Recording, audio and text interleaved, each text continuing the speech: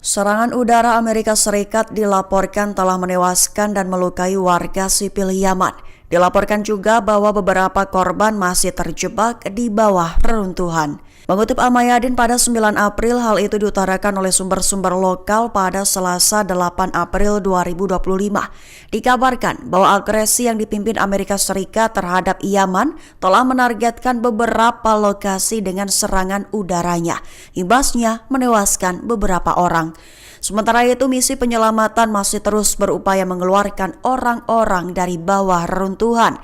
Adapun lokasi terbaru agresi Amerika Serikat itu terjadi di distrik Al-Hawak di Hodeidah, menewaskan 4 orang dan melukai 16 lainnya. Sementara Kementerian Kesehatan Yaman menyatakan bahwa beberapa korban masih terjebak di bawah reruntuhan. Senada sumber-sumber lokal juga mengatakan bahwa 4 keluarga masih berada di reruntuhan di lokasi itu. Selain di distrik Al-Hawak, Amerika Serikat juga melakukan 4 serangan udara menghantam lingkungan pemukiman di kota Amin Mubarak, Tenggara Hodeidah. Menurut angka awal yang dirilis oleh Kementerian Kesehatan Yaman, serangan itu menewaskan 6 orang, termasuk 3 anak-anak dan 2 wanita. Juga melukai 16 lainnya yang sebagian besar adalah warga sipil. Sementara tim penyelamat terus mencari korban di daerah tersebut.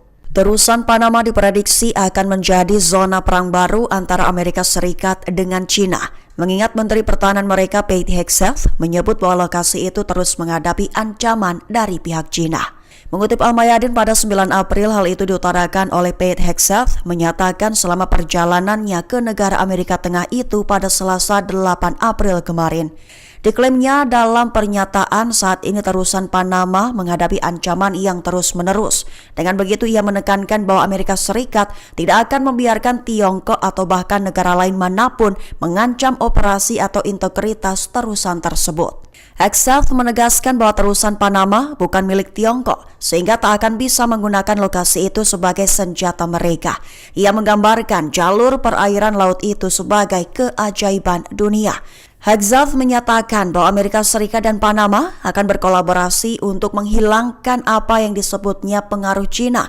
Ia juga mengklaim bahwa kendali Tiongkok atas infrastruktur itu memberi Beijing kemampuan melakukan operasi mata-mata di Panama yang membuat Panama dan Amerika Serikat diklaimnya kurang aman. Drone Shahid 149 Iran dilaporkan telah dipersiapkan untuk unjuk gigi di medan perang melawan Amerika Serikat dan sekutunya.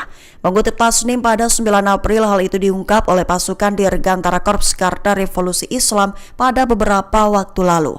Lebih tepatnya dilaporkan bahwa pihaknya telah melengkapi drone tempur berbadan lebar Shahid 149 alias drone Gaza dengan perangkat anti-jamming dan anti-spoofing. Serangkaian senjata Iran itu dipamerkan di LAAD, Latin America Aerospace and Defense 2025 di Brasil. Dilaporkan bahwa drone Gaza itu adalah buatan dalam negeri. Drone itu telah dilengkapi dengan antena dan penerima navigasi baru, dirancang untuk mencegah atau mengurangi efek gangguan frekuensi radio dalam peperangan elektronik. Memiliki daya tahan terbang 35 jam, ketinggian layanan 35.000 kaki, dan jangkauan operasional 2.000 km. Dapat digunakan dalam berbagai misi tempur, pengawasan dan pengintaian, serta operasi pencarian dan penyelamatan, dan upaya bantuan setelah bencana alam dan kecelakaan. Menteri Luar Negeri Iran Abbas Araghchi peringatkan Presiden Amerika Serikat Donald Trump tentang adanya opsi militer jelang perundingan nuklir. Mengutip Al Arabiya pada 9 April, hal itu diutarakan oleh Araghchi dalam sebuah opini yang diterbitkan di Washington Post beberapa waktu lalu. Awalnya Araghchi mengulangi pernyataan sebelumnya bahwa kesepakatan akan mungkin terjadi hanya jika Amerika Serikat menunjukkan niat baik. Namun menjelang perundingan akhir pekan di Oman, Araghchi juga memperingatkan terhadap adanya serangan militer, di mana yang menurut Perdana Menteri Israel Benjamin Netanyahu akan menjadi tidak dapat dihindari jika perundingan Amerika Serikat-Iran berlarut-larut.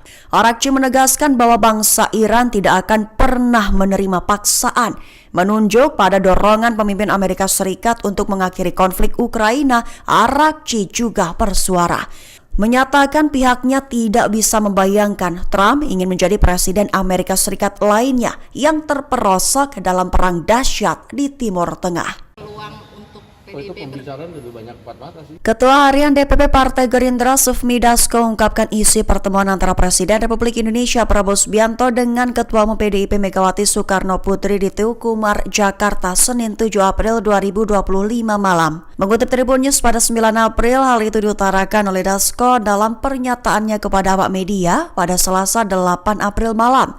Dasko menyatakan bahwa pembicaraan antara Megawati dan Prabowo terkait PDIP bergabung pemerintahan, Dasko tidak bisa memastikan. Ia hanya menyatakan bahwa pertemuan keduanya lebih banyak empat mata.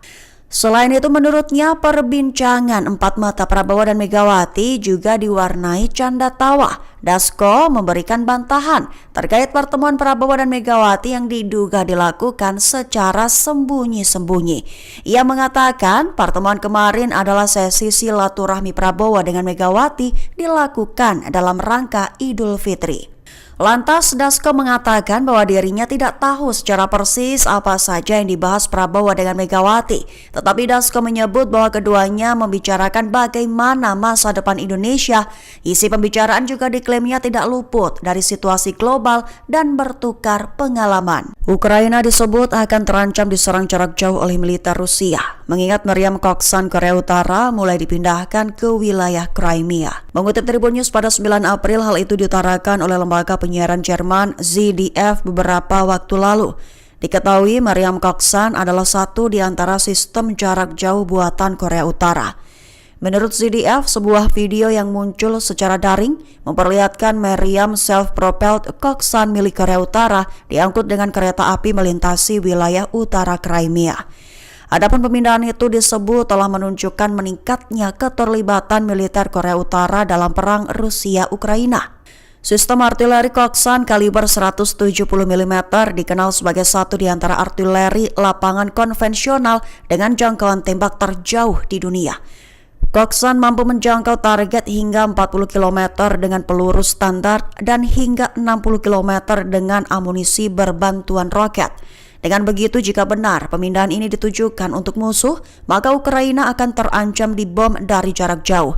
Bahkan analis militer barat memperingatkan bahwa koksan dapat digunakan untuk membombardir kota-kota utama seperti Kherson dan Zaporizhia. Perdana Menteri Israel Benjamin Netanyahu memperingatkan pemimpin tertinggi Iran Ayatollah Ali Khamenei dan Presiden Amerika Serikat Donald Trump, di mana opsi militer dalam konflik Amerika Serikat dan Iran tidak akan bisa dihindari jika pembicaraan tentang nuklir berlarut-larut. Mengutip Kabarni pada 9 April, hal itu diutarakan oleh Netanyahu dalam sebuah klip video yang rilis Selasa 8 April 2025. Awalnya Netanyahu mengklaim setuju dengan Trump bahwa Iran tidak boleh memiliki senjata nuklir, seraya menambahkan bahwa itu dapat dilakukan melalui perjanjian di mana isinya akan menjamin pembongkaran fasilitas nuklir Iran di bawah pengawasan Amerika. Itu diklaim Netanyahu adalah hal yang baik, di mana jika itu tidak terjadi alias mereka menunda perundingan, maka tidak ada jalan keluar dari opsi militer. Netanyahu memperingatkan bahwa opsi militer melawan Iran tidak dapat dihindari jika pembicaraan itu berlarut-larut. Hizbollah diklaim siap mengadakan diskusi alias pembicaraan tentang pelucutan senjata dengan Presiden Lebanon Joseph Aoun. Namun diketahui syaratnya ada di tangan Israel. Mengutip Al Arabiya pada 9 April, kabar itu diutarakan oleh 3 sumber politik Lebanon dengan tanpa disebutkan namanya. Diketahui seruan agar Hizbollah Lebanon melucuti senjata semakin menguat. Dengan begitu, seorang pejabat senior Hizbollah mengatakan kepada sumber utama bahwa kelompoknya siap mengadakan pembicaraan dengan Aoun mengenai senjatanya.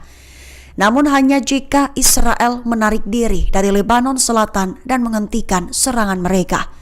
Dengan begitu, Presiden Joseph Aoun yang didukung Amerika Serikat dikabarkan mulai bertindak. Pihaknya bermaksud untuk segera membuka pembicaraan dengan Hizbollah mengenai persenjataannya tersebut. Hamas melontarkan kutukan keras atas agresi IDF yang bunuh puluhan warga sipil Palestina di Gaza, menyebutnya bukan sebuah tekanan melainkan sebuah aksi balas dendam.